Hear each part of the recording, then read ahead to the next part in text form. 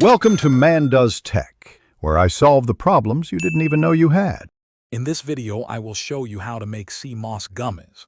First, you will learn to prepare the raw sea moss, ensuring it is clean and ready for use. Next, we will go through the simple steps of blending it with your favorite fruit juices and natural sweeteners. Finally, I will explain how to properly set your gummies and store them so you can enjoy these nutritious treats for several days.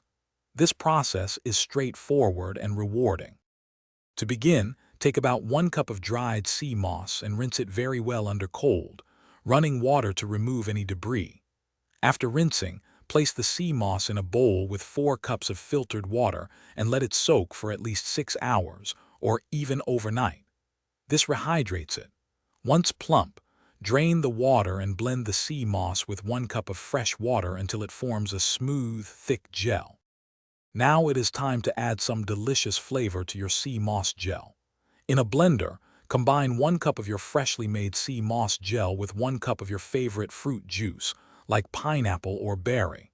Then, add about 2 tablespoons of a natural sweetener, such as agave nectar or maple syrup, to taste. Blend everything together until the mixture is completely smooth and uniform. For the final step, carefully pour your flavored sea moss mixture into silicone molds of your desired shape, or into a shallow, parchment-lined dish. Place the molds or dish into the refrigerator for a minimum of 2 hours, allowing the gummies to set completely and become firm. Once set, pop them out of the molds.